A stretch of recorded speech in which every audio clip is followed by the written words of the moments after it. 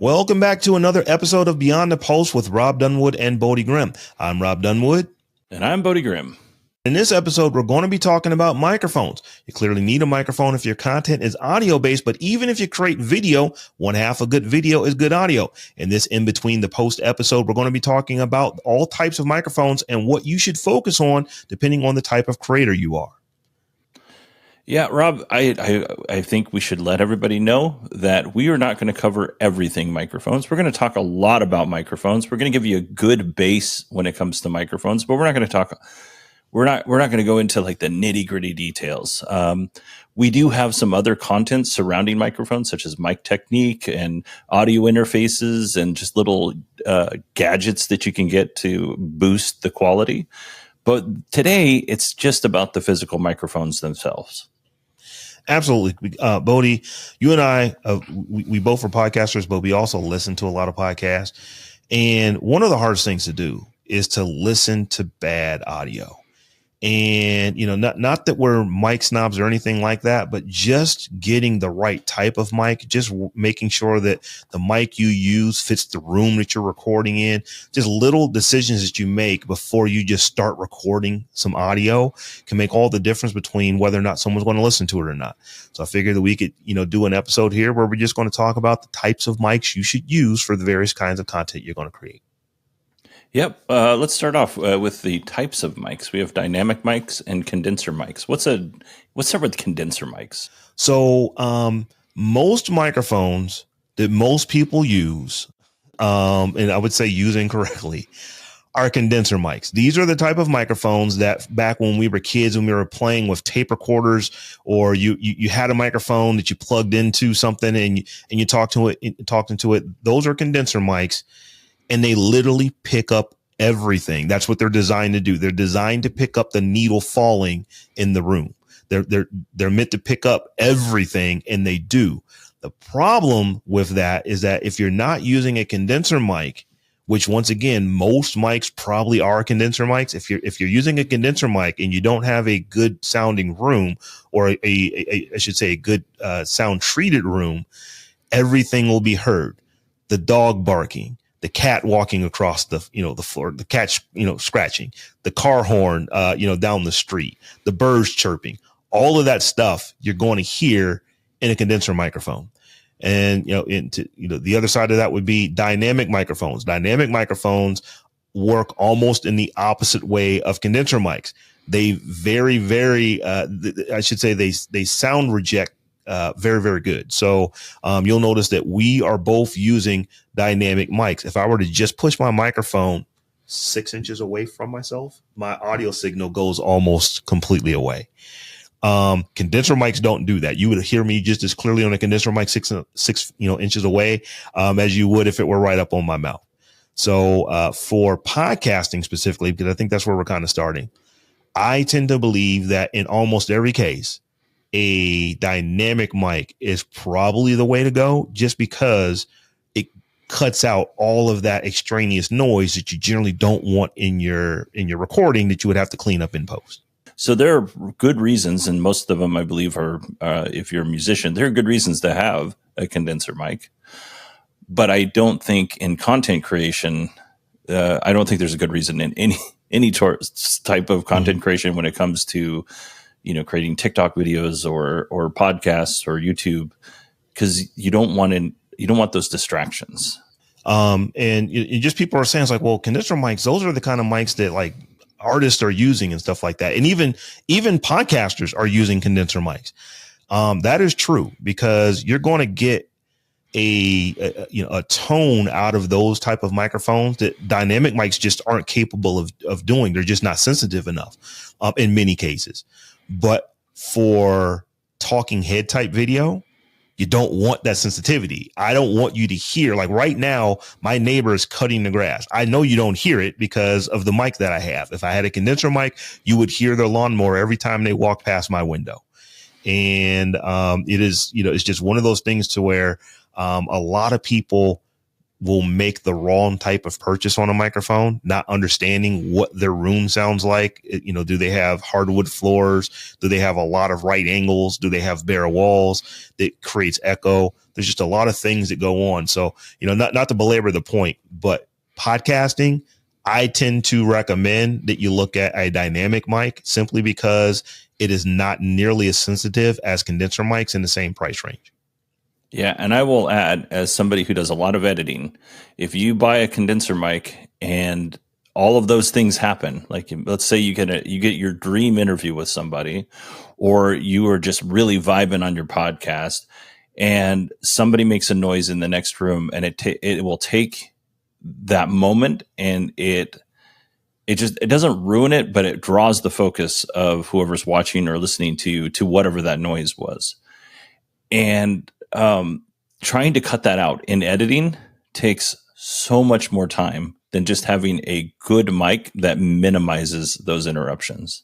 Okay, so Bodie, we talked a little bit about the difference between a dynamic mic and a condenser mic, and I think we both agree that almost in every case for podcasters, you want to get a dynamic mic. But now we need to talk about, well, how do you plug these things into your computer? There's two types. There are the USB mics, and there are XLR mics. Now, XLR mics are the kind of mics that they need to plug into something else before they go directly into your computer. They plug into a interface. Generally, you're going to find your higher end microphones are almost always XLR based. But there are two types. There are USB, there are XLR. Do you have a preference on which one you use, or, what determines, I should say, what type of microphone you would recommend? So if you're going to buy a USB powered or a USB mic, you are going to buy that mic's probably going to be with under $150, that's probably accurate. Like, you can still get XLR mics that are under $150, but a lot of the mics that are under $150 are USB mics, and they're very simple. You plug them into your computer recognizes as an audio device, and then you can record on it. There's not a lot to it. Sometimes the USB you can power the mic from the USB cord itself. Sometimes you need an external power source, depending on what you're using. With like Rob said, with the XLR mics, the power source is coming from your audio interface. So my preference is always to do XLR, but I don't want, I don't want to spend your money, and you can go out and buy what you want.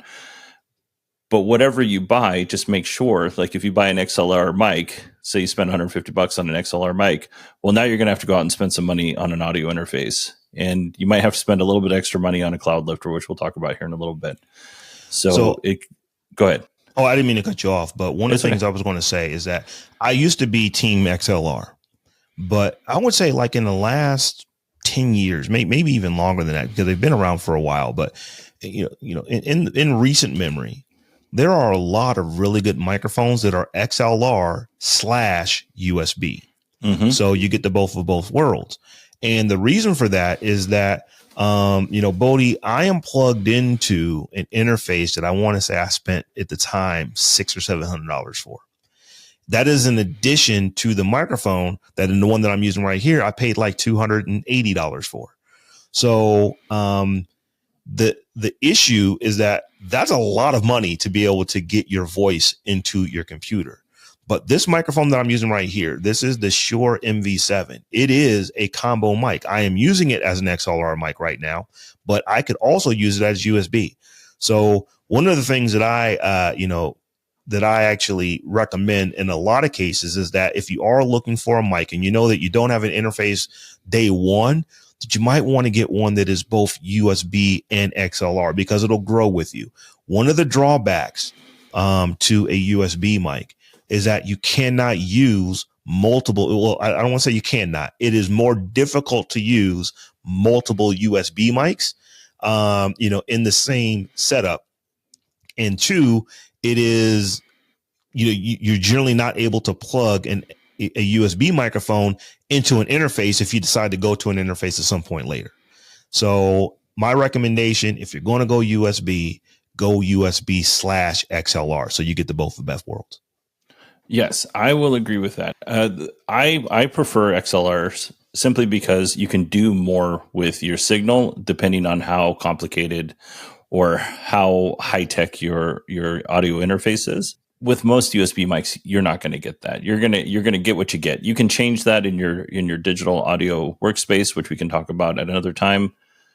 But yes, if it was me and I was going to recommend something to a new person starting out, I would recommend the USB combo with XLR. Actually, I just did that with my little brother. So yeah, and like you can get great mics. I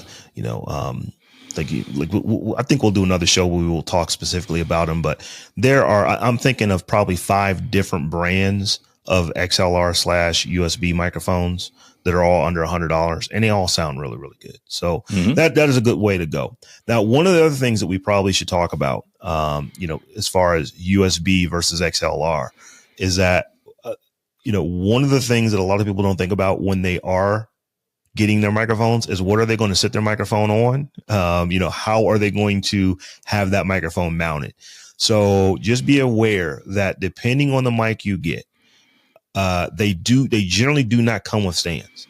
And the ones that do come with stands are generally lower end microphones that they will pick up desk. If you pop your desk or anything like that because they're sitting right on your desk, that's going to get picked up in your recording. So one of the things you should probably also be thinking about when you get any type of microphone is what are you going to put it on? Are you going to put it on a desktop stand? Are you going to put it on an actual microphone stand? Are you going to get it on a boom arm? I think both of you and I are using boom arms. Is it going to be a regular scissor type boom arm? Is it going to be a low profile boom arm? These are also things that you want to think about when it comes to getting your microphone. How are you going to mount that thing so that you can get it in a proper position for you to talk into it and sound wonderful when you do? Yes. So I'm using one of the low profile boom arms. So it's got a weighted base, and then it's got the microphone stand on it, and then it's got an expandable telescoping. I don't want to mess with this right now during this recording, but I can telescope it in or out depending on where it's positioned. Everything's set up for me, and it never changes. But if you had somebody else coming in and using your setup, they can make the changes that work for them. You have an articulating boom, which does amazing things. You can change it into all sorts of configurations. Right. One of the nice things about the arm that I have right now is that this arm physically does not touch my desk at all. So I'm actually banging on my desk right now because my boom arm is not connected physically to my desk. It's actually connected to, I have a stand next to my desk that I've got my boom arm connected to. You're not getting any of that kinetic energy of me banging on my desk right now coming through my microphone. Now you will notice that my microphone is basically on a yoke that just goes microphone into my arm. There are these things called shock mounts that essentially even separate the microphone from the arm that they're on so that they don't pick up any vibrations that would be coming up through the arm and being transmitted through the microphone. XLR mics, often, we'll recommend that depending on what your setup is. You will see it sometimes with USB mics. This is generally something you're going to see shock mounts with higher end microphones.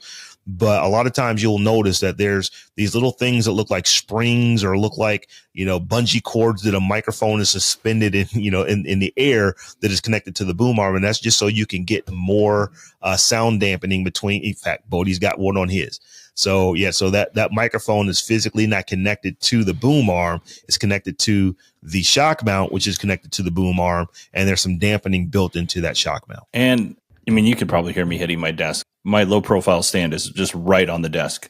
That is a downside. Yeah. And I was able to hear it, but I wasn't necessarily hearing it reverberate, coming up through the arm. I was just hearing it because you were banging your desk hard enough to where I could hear it coming into your microphone. So pop filters. Almost every single microphone that you will get will have some type of built-in pop filter. No, that's not an accurate statement. Many of the lower end microphones that you get will have a built-in pop filter or will have some type of styrofoam, or I should say some type of foam thing that goes over. You can see this black piece of foam that goes over top of my microphone. It came with it. But you will notice that Bodie has an actual screen pop filter in front of his microphone for those who are actually watching. What these pop filters do is they catch something called plosives. Plosives are going to be your p sounds, your P's, your T's, your anything where, some people will call them a spit filter, but any type of sound that you make where you're actually spitting into the microphone, these things tend to catch it and just keep those p sounds from coming in your microphone. Now I'm over exaggerating that, but hopefully when I say the letter P or I say the letter T or I breathe into my microphone, you're not hearing it directly to the point to where it's distracting. And that's what a pop filter ultimately is going to do for you. Yeah, it's taking the air that's coming out of your mouth and it's distributing it in over a wider space than just then directly into that microphone. So I recommend, they're really cheap. I think I paid for this one, I think it was like $15, and I've had it for goodness knows how long, probably 8 years. It's a good filter. My microphone, it came with one. It was, in fact, I've got it here for people who are watching. This is the original pop filter that I had for the microphone that I have now.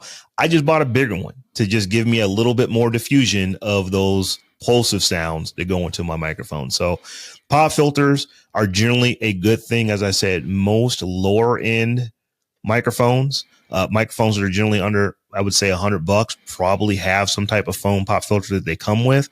When you get into the higher end ones, if you need one, you're probably going to want to go purchase one, specifically for your microphone, or you can get some of these generic ones that will just connect to your arm and allow you to pull them in front of them. And once again, they're not very expensive, but they do cut out on those plosive sounds. What if you were wanting to create something for video? What do we got there? Right. So everything that we've talked about as far as microphones right now, whether it be USB XLR, whether they be dynamic mics or condenser mics, this all also works for video. Video, however, gets a little different because you may not want to have this big giant microphone in your shot. So there are multiple types of microphones that are better for when you're on video. One of them would be called a lavalier mic or the lapel mic. And that is the little microphone that looks like a giant fly that you will see a lot of people, they'll clip it to their collar or they'll clip it to their lapel, and it just puts that microphone near your mouth. And those are generally condenser microphones that are going to pick up the sounds that are coming directly out of your mouth, but kind of cut down on everything that's coming in from around them. And you can get lavalier mics I've seen them as cheap as like $7.99. Probably not a great one. I've seen them cost in the hundreds of dollars. Probably really, really good ones. And it just really depends on what you're trying to do, the sound you're trying to get. But these lavalier mics are ultimately going to plug either into their own interface or they'll plug directly into a port on your phone. They'll plug into the microphone jack on your camera. They could even plug into a microphone jack on your audio interface. If you have one, you may need to get an adapter to take it up to, the right size adapter, depending on the size of the lavalier mic. But these are just microphones that you can get very, very close to your mouth, but aren't giant like the ones that we have here. Yeah, and the thing that you need to watch for in placing these mics is, one, you need to make sure your audio sounds good. You want to make sure that it's not folded up underneath your shirt or rubbing it up against something, because that happens an awful lot. I had a podcast recently where the gentleman wasn't using a lavalier mic. He was just using the earbuds from his iPhone, but they were wired, so they kept rubbing against his skin, and the audio really suffered because of that. And lavalier mics, you can definitely have that kind of thing happening, especially if you don't have anybody monitoring your audio, which is another thing we should talk about. You really need to monitor your audio, at least have somebody doing it, to make sure they're picking that up. You'll notice that Bodie has earbuds in. I've actually got cans on, so we can hear ourselves to make sure that we sound good to each other and also to the recording instrument that is picking our voices up. Yeah, Rob and I have been talking every week since October, and our conversation starts with, can you hear me okay? How's my sound? How's your sound? Even though my sound doesn't change that much, his probably doesn't change all that much either. But we always have that check in place. And when something goes wrong, we're letting the other person know, hey, I'm picking up something from your mic, or I hear something in the background. Or Rob, in the wintertime, Rob's like, can you hear my heater? Because it's cold down here. And I can't, because he's got a good microphone. But you just really want to monitor your sound. That's really what's important about this. Now, another type of microphone that you will see a lot of people on YouTube use, you will see a lot of folks who are recording videos for Instagram and TikTok where they sound really good, but they're clearly recording with their phone, are these wireless mics. Now, lavaliers could be wireless mics, or you could plug a wired lavalier into a wireless receiver for a mic. There's a lot of different things different ways you can go. But one of the things that you will find is that the camera built into the phone that you probably have in your pocket or sitting next to you right now is more than good enough to record very, very good quality video for YouTube style video, definitely for talking head style podcast videos. The camera in your phone is very, very good for doing that. The problem, however, is that the microphone built into your phone generally isn't. Now, if you've got your phone literally right up on your mouth, if you've got a higher end iPhone or a higher end Android device, if the microphone is literally right next to your mouth, you'll probably sound okay. But as soon as you get that camera or that phone out of shot, you're going to start sounding worse the further you get away from it. And we're not talking about, you got to be 20, 30 feet away. If you literally are 2 or 3 feet away, the sound is going to be degraded. If you get 6 feet away, it is almost unusable sound in a lot of ways, because you sound like someone who is talking across a room to a cell phone. So these little wireless mics, Rode makes one, DJI makes one. Actually, Rode, they make multiple of them. They're not the most inexpensive things in the world, but they really do give you great sounding audio, particularly when you're recording video on a smaller device that you can walk away from your camera and still sound good, that you can actually plug a lavalier mic into these and use that lavalier mic that's right up on your lapel to get good sound. Or in many cases, as I said, these DJI, the Rode Wireless Go or the World Wireless Me, these mics actually have their own microphone built into them, regardless of whether you use a lavalier or some other type of audio interface into them. So wireless mics are a good way to go, particularly if you're doing video with a cell phone or even video with with an actual camera. Yeah, and I will add to that the Anker M650. I bought these for my oldest daughter, and they work really, really well. With that, though, if you're recording in the wind, if you're recording in a room that's really echoey, if you're recording in a area, like let's say you go to a conference and there's a lot of background noise and people talking, you need to make sure whatever you're using to record, that might work great when you're at home. It might not work great when you're out and about. So you need to test this stuff, because you don't want to go somewhere, spend a bunch of money, and then find out everything that you have audio-wise. The video might be fine, but everything you have audio-wise turns out to be really hard or unusable. Yeah, you're definitely going to want to have what they call a dead cat. These are those furry looking. If you think of like a trollkin, the hair of the trollkin, it looks like that is on the actual microphone itself. And what they do is they just cut out an enormous amount of wind noise that you might pick up if you're recording outside. Most of these mics that we're talking about, these wireless mics or the lav mics, they come with one. They come with a dead cat. But if they do not, you're going to want to probably pick one of those up if you know that you're going to be recording outdoors quite often, because anytime the wind blows, that will be picked up in your recording. Yeah, I will say I went to CES in 2023. I used the Hollyland Lark M1 wireless lavalier mic. It has noise canceling in it. This is not the best mic in the world. It does not have all of the features in the world, but it did a pretty good job. Pairing it sometimes when you're asking somebody to do an interview and they don't have a lot of time and they agree to do it, sometimes pairing it could be difficult. But once everything got up and running, it was usually good to go. And it comes with its own wireless charging case and stuff. So you got hours and hours of use out of this thing. I was on the floor for about 10 hours for 3 days each, and I never ran out of battery in the case. So it's a good option. So, Bodie, the third, or I should say not the third, but the last type of microphone that we're going to talk about, and these are used almost exclusively when you are doing video. These are called shotgun microphones. And what a shotgun microphone, when it is used properly, it is just out of the frame of your camera.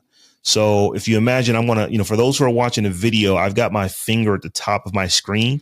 And when I pull it back, that's how a shotgun mic would work. It would literally be pointing directly at my mouth, just outside of camera frame. And what these mics do now, these are generally more expensive mics. To get a good shotgun mic, you're probably talking hundreds or multiple hundreds of dollars to get a good shotgun mic. The one that I actually use is the Rode NTG2, which is a shotgun mic. It actually comes with a giant, a giant windscreen or giant dead cat on it. But when I use this for doing more video style, content, I can pull that microphone just out of the screen, but it almost sounds like I'm talking right here because they're very directional. And, if you literally you aim the microphone at the source of the audio, in my case, my voice, and just being off axis by a few degrees will have that microphone not working. So you need to get them dialed in. They're going to be on some type of microphone arm so that you can get them mounted out of, your shot. But they give you the ability to have that podcast audio quality without actually seeing a microphone in your stand. In some cases, you will, sometimes you'll notice that you may even see the tip of the microphone coming into the shot, and maybe the person didn't have enough time to edit that actual out to where, because the microphones generally aren't moving. So you could edit it out of the screen, using some, Bodie, you probably know those tricks more than I do, but you literally could here's that part of the video where there is no microphone, then you put the video in, and then you can just overlay the part where the microphone's not there. But those are almost always done with shotgun microphones, and they sound really good. As I said, they're a little bit more expensive, but they just give you the ability to get that really crisp audio quality without having the microphone in your shot. Yeah. And if you record and get a little bit of room tone, which will pick up some of that background noise or that constant hum that goes on in the room, you can actually go into Adobe Audition or Logic. And I used to have to do this all the time because I had really terrible audio equipment. If you get a little band that room tone, you can minimize that. So if you're in a room that is, let's say, you're doing laundry and you decide to do a podcast. So you got the laundry's machines going in the background. You can actually kind of filter some of that out if you have captured just that sound.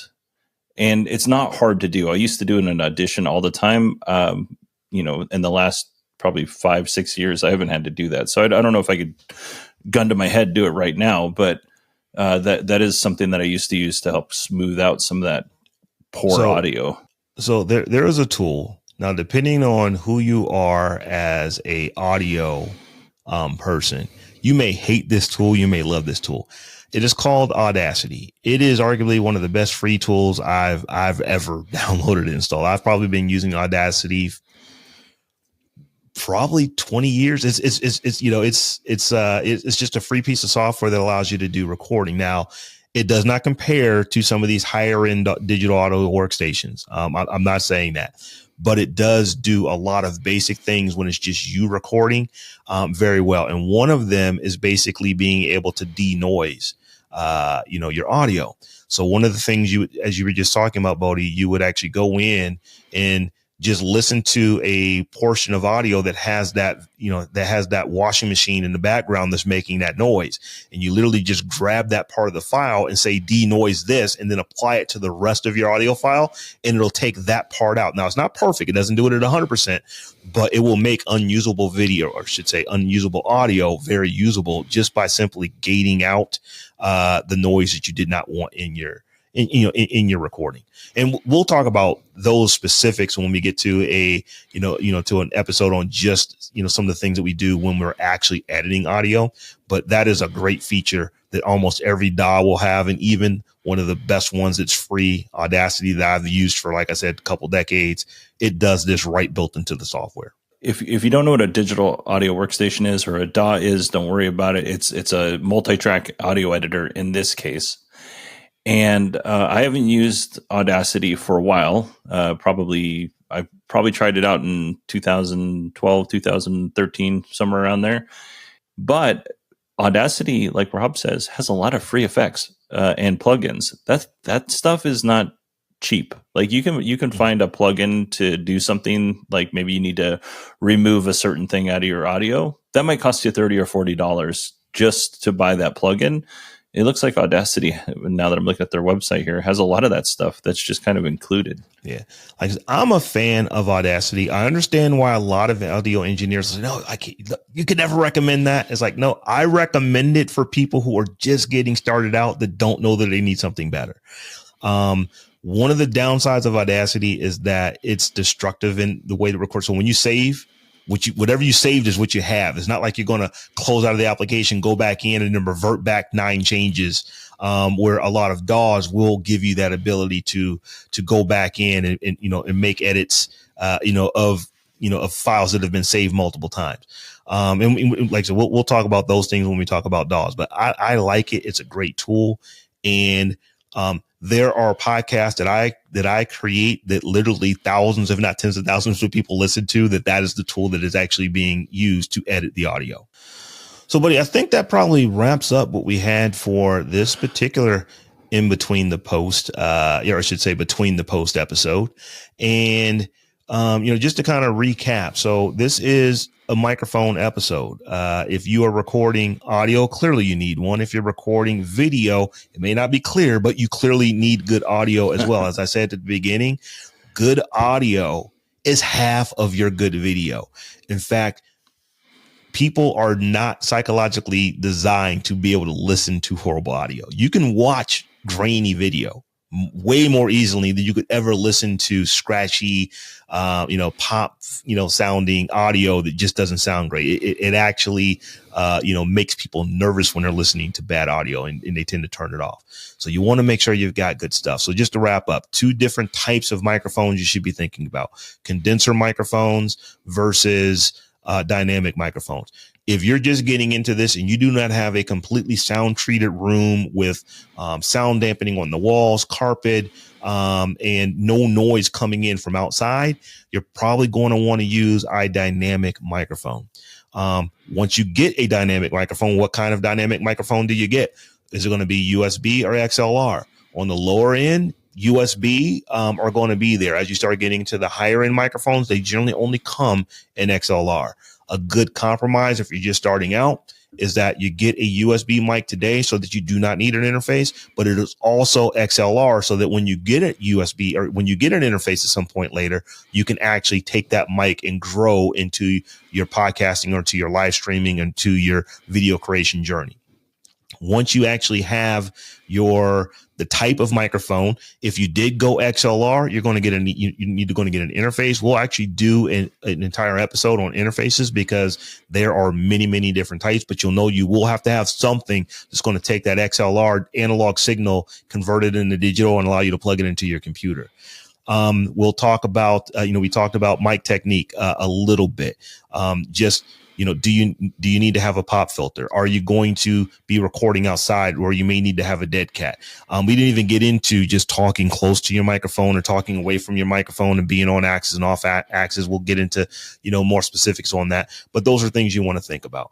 And then lastly, just if you are doing video, do you want to do it with a podcast mic that is in the frame? Do you want to do it with a lavalier mic that's in the frame but very small? Do you want to do a wireless microphone so you can walk away from your camera and still sound good? Or do you want to go with a shotgun mic to where you can actually have a really high quality microphone, but have it be just out of frame? All things you should be thinking of. Bodie, did I leave anything out? Nope, you nailed it. Yeah, I think one of the biggest mistakes that a lot of creators who are creating video and audio create is that they just look at a microphone that someone else has and say, okay, I'm just going to go get that because they're using it. And on the higher end, you might be okay with that.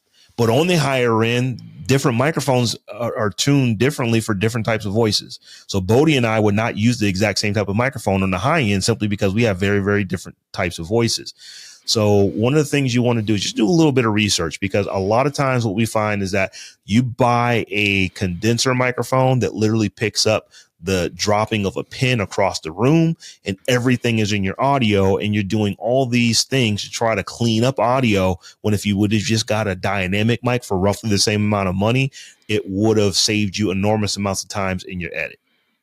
Yeah, and Rob and I are going to talk about some microphones that we use and we've used in the past in our Patreon exclusive content, and that'll happen here in just a few minutes.